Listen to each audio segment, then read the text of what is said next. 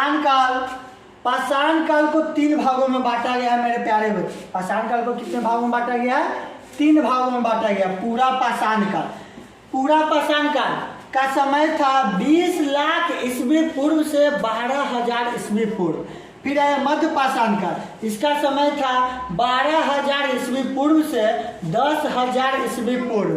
फिर आया आपका नव पाषाण काल, इसका समय था, नव पाषाण काल का समय था 10,000 ईस्वी पूर्व से 3,000 ईस्वी पूर्व। और पाषाण काल का सबसे अंतिम काल था ताम्र पाषाण काल। उस समय तांबा का खोज हो चुका था और तांबा धातु है बच्चों, औजार बनाने में, हथियार बनाने में सबसे पहले कौन धातु का खोज होता था? तांबा का।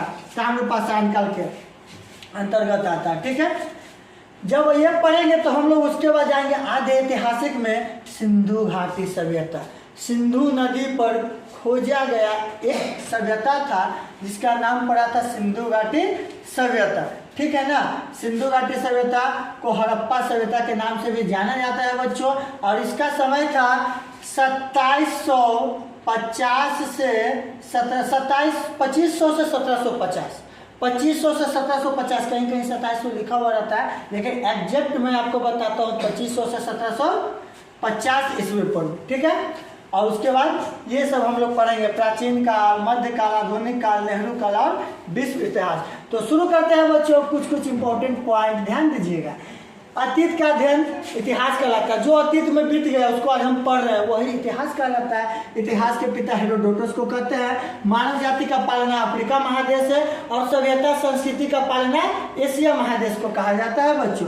इतिहास को 3 कालखंडों में रखा गया। प्राक ऐतिहासिक काल, जैसा कि मैंने आपको बताया, इतिहास का वह समय जिसमें मानव लिखना पढ़ना नहीं जानता था। इसकी जानकारी केवल पुराने तत्व, पुराने वस्तुओं के साक्ष्य से मिलता था।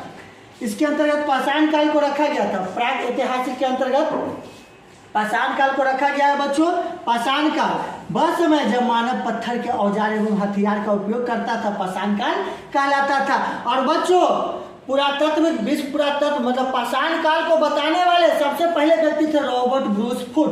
आप लोग पूरा नाम नहीं याद रखिएगा, बस ब्रूस फुट याद रखिएगा बच्चों। 1863 ईस्वी में पाषाण कालीन सभ्यता की खोज किया था कौन? Robert Bruce foot. वही भारत की बात करते हैं तो भारत में पुरातात्विक इतिहास का जनक कहा जाता है अलेक्जेंडर कनिंघम को। और पुरातत्व किस मंत्रालय के अंतर्गत आता है? संस्कृति मंत्रालय के अंतर्गत आता है। उसका नाम क्या है? इंदिरा गांधी मानव संग्रहालय, जो कि भोपाल में स्थित है। भारत के पुरातत्व संग्रहालय का नाम क्या है बच्चों?